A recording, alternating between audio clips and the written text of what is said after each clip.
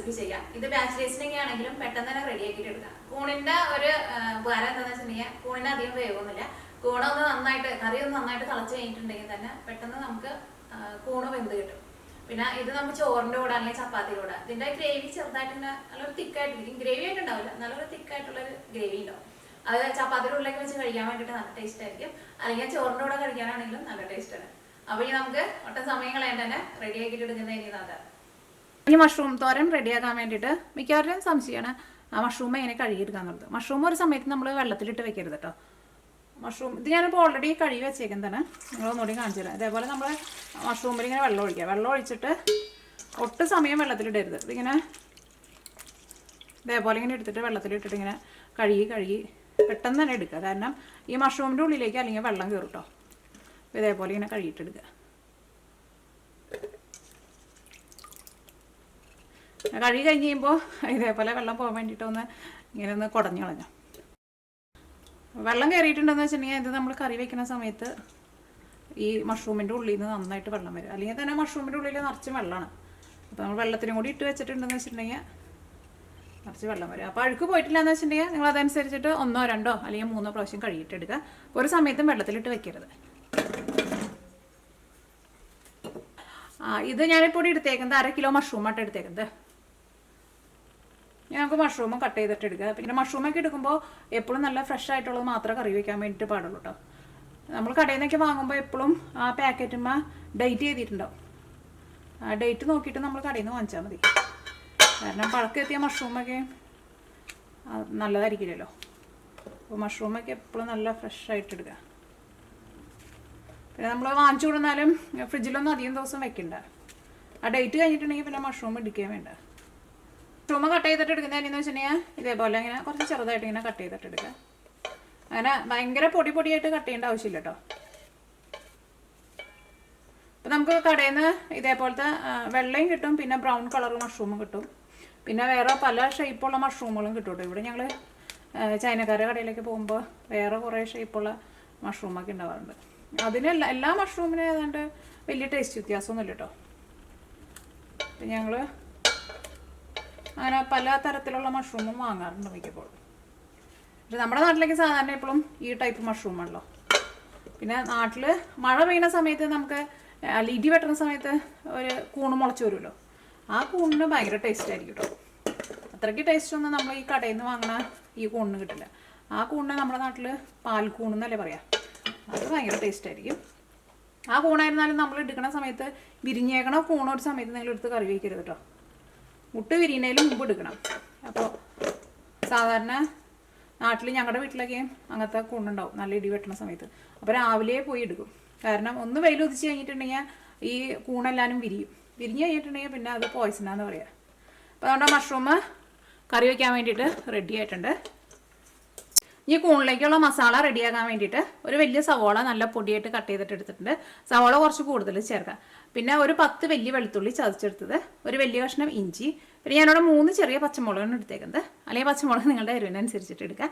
ഇതിലേക്ക് നമ്മൾ മുളക് പൊടിയും ചേർക്കുന്നുണ്ട്, പിന്നെ കുരുമുളക് പൊടിയും ചേർക്കുന്നുണ്ട്. അപ്പോൾ പച്ചമുളക് അതനുസരിച്ചിട്ട് ചേർക്കുക. പിന്നെ കറിവേപ്പില എടുത്തിട്ടുണ്ട്, പിന്നെ ഒരു വലിയൊരു തക്കാളി എടുത്തിട്ടുണ്ട്.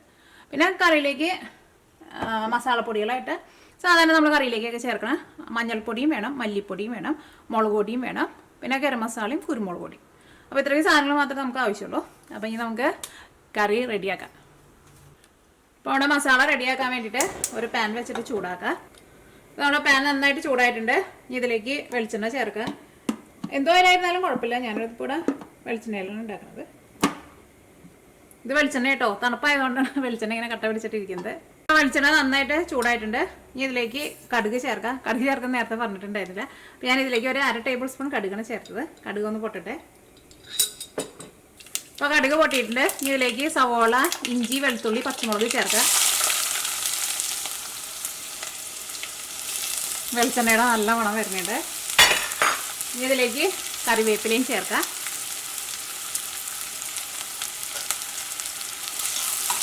ഇതെല്ലാം കൂടിയിട്ട് നന്നായിട്ടൊന്ന് വഴറ്റിയിട്ട് എടുക്കുക. സവോള നന്നായിട്ട് മൊരിയേണ്ട ആവശ്യമില്ല, എല്ലാവരും നന്നായിട്ടൊന്ന് സോഫ്റ്റായിട്ട് വരണം. ഇതെല്ലാവരും നന്നായിട്ട് വഴന്നിട്ടുണ്ട്. സവോളയ്ക്ക് നല്ല സോഫ്റ്റായിട്ട് വന്നിട്ടുണ്ട്. ഇതിലേക്ക് നമുക്ക് മസാലപ്പൊടികൾ ചേർക്കാം. ഫസ്റ്റ് മഞ്ഞൾപ്പൊടിയാണ് ചേർക്കുന്നത്. മഞ്ഞൾപ്പൊടി ഞാൻ ഇതിലേക്ക് കുറച്ച് കൂടുതൽ ചേർക്കുന്നുണ്ട്, കാരണം കൂണായതുകൊണ്ട് തന്നെ കുറച്ച് മഞ്ഞൾപ്പൊടി കൂടുതൽ ചേർക്കാം. സാധാരണ നമ്മുടെ നാട്ടിലേക്ക് കൂണ് കറി വയ്ക്കുമ്പോൾ മഞ്ഞൾപ്പൊടി കൂടുതൽ ചേർക്കും, കാരണം എന്തെങ്കിലും വിഷാംശം എന്തെങ്കിലുമൊക്കെ ഉണ്ടെങ്കിൽ പോകാൻ വേണ്ടിയിട്ടാണ്. കാരണം നമ്മൾ കടയിൽ നിന്ന് വാങ്ങണേലൊന്നും അങ്ങനെ ഉണ്ടാവില്ല കേട്ടോ, പക്ഷേ ഞങ്ങൾ സാധാരണ ചേർക്കാറുണ്ട്. ഈ മഞ്ഞൾപ്പൊടി ഇതിനകത്ത് കിടന്നിട്ട് നന്നായിട്ട് മൊരിയണം, കാരണം മഞ്ഞൾപ്പൊടി നമ്മൾ ഇതിൽ കുറച്ച് കൂടുതൽ ചേർത്തിട്ടുണ്ട്. അപ്പോൾ ആ മഞ്ഞളിൻ്റെ ആ പച്ച കുത്ത് മാറണം കേട്ടോ. അപ്പോൾ ഒരു മീഡിയം ഫ്ലെയിമിലിട്ടിട്ട് നന്നായിട്ട് മൊരിയിക്കുക. ആ മഞ്ഞളിൻ്റെ ഒരു പച്ച മണം പോയിട്ട് നല്ലൊരു മൊരിഞ്ഞൊരു മണം വരും. അപ്പോൾ മഞ്ഞൾപ്പൊടി ഇതിനകത്ത് കിടന്നിട്ട് നന്നായിട്ട് മൊരിഞ്ഞിട്ടുണ്ട്. ഇനി ഇതിലേക്ക് നമുക്ക് മല്ലിപ്പൊടി ചേർക്കാം. മല്ലിപ്പൊടി ഞാനിതിലേക്ക് 1 ടേബിൾ സ്പൂണാണ് ചേർക്കുന്നത്. ഈ ഒരുപാട് കൂട്ടി വയ്ക്കണ്ട. ഇനി മല്ലിപ്പൊടിയും ഇതിനകത്ത് കിടന്നിട്ട് നന്നായിട്ട് മൊരിയട്ടെ. അപ്പോൾ മല്ലിപ്പൊടിയും നന്നായിട്ട് മൊരിഞ്ഞിട്ടുണ്ട്. ഇതിലേക്ക് മുളക് പൊടി ചേർക്കാം. മുളക് പൊടി നിങ്ങളുടെ എരിവിനനുസരിച്ചിട്ട് ചേർക്കാം. അപ്പോൾ ഞാനിതിലേക്ക് 1/2 ടേബിൾ സ്പൂൺ മുളക് പൊടിയാണ് ചേർക്കുന്നത്. പിന്നെ ചെറുതായിട്ട് ഒരു കളറിന് വേണ്ടിയിട്ട് ഞാൻ 1/2 ടേബിൾ സ്പൂൺ കാശ്മീരി മുളക് പൊടിയും ചേർക്കുന്നുണ്ട്. കാശ്മീരി മുളക് പൊടി എന്ന് വെച്ചിട്ടുണ്ടെങ്കിൽ പിരിയം മുളകിൻ്റെ പൊടിയില്ലേ, അതിന് എരിവ് ഒട്ടും ഉണ്ടാവില്ല, ഒരു കളറിന് വേണ്ടിയിട്ടാണ് ചേർത്തത്. മുളക് പൊടിയൊക്കെ ചേർത്ത് കഴിഞ്ഞ് കഴിയുമ്പോൾ പിന്നെ തീ നന്നായിട്ട് കുറച്ച് വെച്ചോ. നമ്മുടെ മസാലപ്പൊടികളെല്ലാവരും നന്നായിട്ട് മൊരിഞ്ഞിട്ടുണ്ട്. ഇനി ഇതിലേക്ക് തക്കാളി ചേർക്കാം.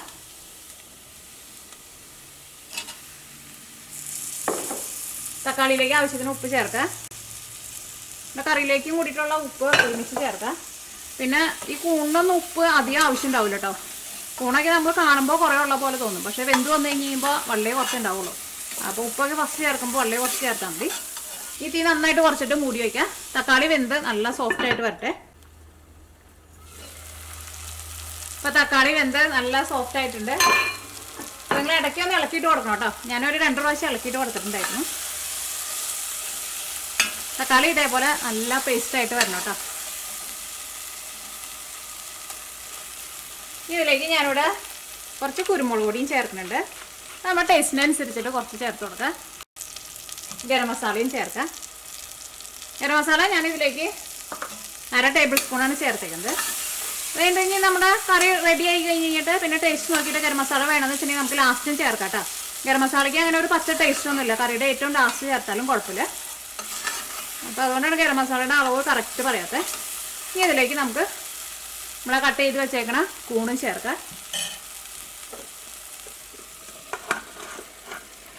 കൂൺ ചേർത്ത് കഴിഞ്ഞിട്ടുണ്ടെങ്കിൽ ഇതിലേക്ക് നമ്മൾ ഒട്ടും വെള്ളം ചേർക്കരുത്, കാരണം ഈ കൂണ് നന്നായിട്ട് ചൂടായി കഴിയുമ്പോൾ തന്നെ ഇതിൻ്റെ ഉള്ളിൽ നിന്ന് അത്യാവശ്യം നന്നായിട്ട് വെള്ളം വരും. അപ്പോൾ ചില കൂണിലേക്കും വെള്ളം കൂടുതലായിരിക്കും, ചില കൂണിൽ അത്രയ്ക്ക് വെള്ളം ഉണ്ടാവില്ല. പക്ഷെ എന്തായിരുന്നാലും വെള്ളം നിങ്ങൾ ചേർക്കണ്ട. അപ്പോൾ നമ്മൾ ഇനി അത് മൂടി വയ്ക്കും. മൂടി വെച്ച് കഴിഞ്ഞിട്ട് ഈ മഷ്റൂമും നന്നായിട്ട് ചൂടായി കഴിഞ്ഞ് കഴിയുമ്പോൾ ഞാൻ പറഞ്ഞല്ലോ ചില കൂണിൻ്റെ ഉള്ളിൽ നിന്ന് വെള്ളം കൂടുതൽ വരും. അങ്ങനെ കൂടുതൽ വരാമെന്ന് വെച്ചിട്ടുണ്ടെങ്കിൽ പിന്നെ നമ്മൾ തുറന്ന് വെച്ചിട്ട് ഒന്ന് നല്ല ഡ്രൈ ആക്കി കഴിഞ്ഞ് കഴിഞ്ഞിട്ട് പിന്നെ തീ നന്നായിട്ട് കുറച്ചിട്ട് മൂടി വെച്ചാൽ മതി. മഷ്റൂമായിട്ട് നമ്മൾ കുറേ നേരം ഇട്ടിട്ടാണ്ട് വേവിക്കേണ്ടി വരും. ഒന്ന് ചൂടായി കഴിഞ്ഞാൽ മാത്രമേ ഇതിൻ്റെ ഉള്ളിൽ നിന്ന് വെള്ളം വരുള്ളൂ. അപ്പോൾ നിങ്ങൾ ഇനി വെള്ളം വരില്ല എന്ന് വെച്ചിട്ട് വെള്ളം ചേർക്കരുത്, ഒട്ടും വെള്ളം ചേർക്കണ്ട. ഊണിൻ്റെ ഉള്ളിൽ ഒരു 1/4 ഭാഗവും വെള്ളമാണ്. അപ്പോൾ തീ നന്നായിട്ട് കുറച്ചിട്ട് മൂടി വയ്ക്കുക. നന്നായിട്ടൊന്ന് ചൂടായിട്ട് വരട്ടെ.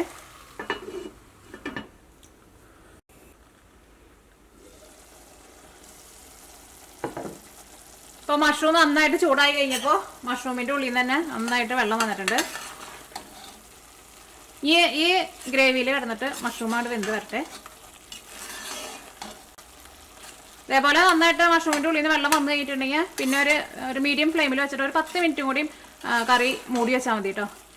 അത്രയ്ക്ക് സമയം മതിയാവും നമുക്ക് മഷ്റൂം വേവിച്ചിട്ട് എടുക്കാൻ വേണ്ടിയിട്ട്. ഞാൻ കറിയുടെ ടേസ്റ്റ് നോക്കട്ടെ. ഉപ്പൊക്കെ നല്ല കറക്റ്റ് ഭാഗമായിട്ടുണ്ട്. അത്യാവശ്യം നല്ല പുളിയുണ്ട്. മൂടി വയ്ക്കട്ടെ.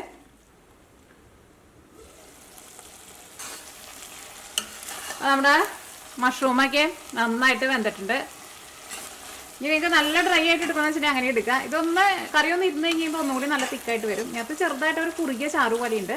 ഞാൻ അങ്ങനെയായിട്ട് എടുക്കുന്നത്. അപ്പോൾ അങ്ങനെ എടുത്തിട്ടുണ്ടെന്ന് വെച്ചിട്ടുണ്ടെങ്കിൽ നമുക്ക് ചപ്പാത്തിയുടെ കൂടെയൊക്കെ കഴിക്കാൻ വേണ്ടിയിട്ട് നല്ല ടേസ്റ്റ് ഉണ്ടാവും. ചോറിൻ്റെ കൂടെ ആയിരുന്നാലും ചെറുതായിട്ട് ഒരു ചാറിന് പറയാൻ വേണ്ടിയിട്ട് പറ്റില്ല, നല്ല കൊഴുപ്പിലിരിക്കണേ. എനിക്ക് ഇങ്ങനെ എടുക്കുന്നതാണ് കുറച്ചും കൂടി ഇഷ്ടം. ഇതായിരിക്കും കുറച്ചും കൂടി നല്ലത് കേട്ടോ. അപ്പോൾ നമ്മുടെ മഷ്റൂം കറി റെഡി ആയിട്ടുണ്ട്. ഇനി തീ ഓഫ് ചെയ്തേ. അപ്പോൾ അത് റെഡി ആക്കിയിട്ട് എടുക്കാൻ വേണ്ടിയിട്ട് ഒട്ടും പാടില്ലല്ലോ. ബാച്ചിലേഴ്സിനൊക്കെ ആണെങ്കിലും പെട്ടെന്ന് തന്നെ റെഡി ആക്കിയിട്ട് എടുക്കുക. ചോറിൻ്റെ കൂടെ, ചപ്പാത്തിയുടെ കൂടെ, എന്തിൻ്റെ കൂടെ കഴിക്കാനാണെങ്കിലും നല്ല ടേസ്റ്റ് ആയിരിക്കും. അപ്പോൾ നിങ്ങളെല്ലാവരും ട്രൈ ചെയ്ത് നോക്കാം. ഇനി നമുക്ക് വേറൊരു പുതിയ റെസിപ്പിയായിട്ട് നാളെ കാണാം.